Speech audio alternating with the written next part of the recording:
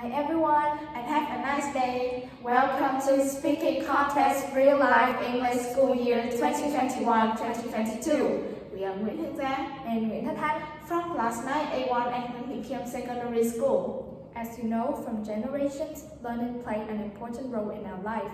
Besides those who make effort and hit the books in their study, there are also those who just learn to copy. This way of learning causes unpredictable consequences that learners rarely think about. That's also the reason why we're here today to tell you one of the most serious issues faced in education: perfunctory learning. And we decided to divide our presentation into 4 parts. Firstly is about the definition and the reality. Second is about the reasons. Thirdly is about the consequences, and the last one is about the solutions. And now, let me start with the part 1, the definition and the reality of perfunctory learning. First and foremost, do you know what does perfunctory learning mean? Let me explain. Learning perfunctorily means only studying superficially, just for getting high marks without really paying attention. And that doesn't sound like a good thing, right? But it's a pity that that's an actual situation that we can easily find in students these days. The reality is that the laziness of students these days is more and more common. Many students have a way to study superficially so that teachers don't recommend. The exercises are assigned to them at home, but they don't finish them. And if teachers check their homework, they just copy them from the internet or other friends. Pupils often saw the wood and don't pay attention to lectures whenever studying easygoing teachers, or even cheating on tests to improve scores for the reason of not having time to study. So do you wonder what led to that issue? If your answer is yes, let me help you in part 2, the reasons of perfunctory learning. Yes, and first of all, the cause of this problem must be related to the subjective consciousness of each person. Some students have a poor sense of studying but want to achieve high results. They haven't realized the importance of learning or still indulge in pleasures and so on. And the objective reason is that teachers give you a lot of homework which is difficult for you to finish on time. And another reason is parents have high expectations and want to their children learn more and more.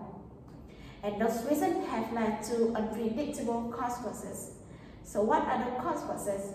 Let Thanh help you find out in part 3. Well, consequences are very serious. Firstly, students have lack of knowledge, high score, but in fact they don't understand these units. Learning later is increasingly difficult. Secondly, affecting psychology, causing passivity, and leading to boredom. This problem also causes bad habits for students such as dependence, cheating, copying, etc. And a common drawback that everyone can see is that the education will go south. So what we need to do right now is to find effective solutions to save education. Now we move to the final part, and here are a few good solutions that were mentioned below. Yes, as you said, what we need to do right now is find solutions. And with me, first and the most important is for students themselves. They need to change right now. They need to determine for themselves who the purpose of their learning is to study for. They must cultivate discipline and self-study more at home. And most of all, they need to be honest in tests, in schools, with their teachers and friends. Besides, teachers in school need to have interest in teaching methods, apply modern technology in curriculum, and have more strict measures with learning to cope.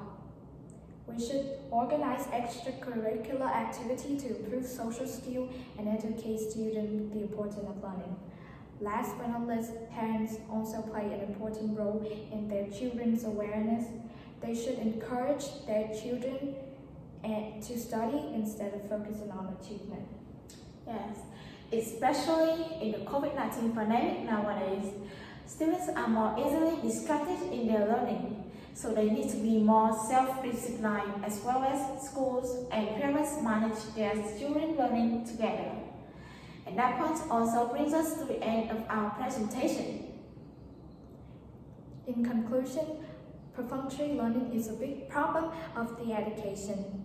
If we can change the perception and attitude of each student about learning, our education will go down and down.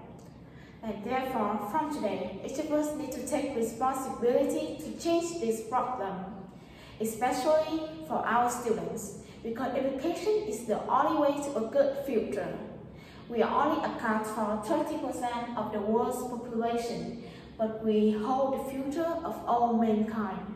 So we need to act right now to get rid of this perfunctory learning altogether. And that's also the end of our speech. Thank you for watching and listening.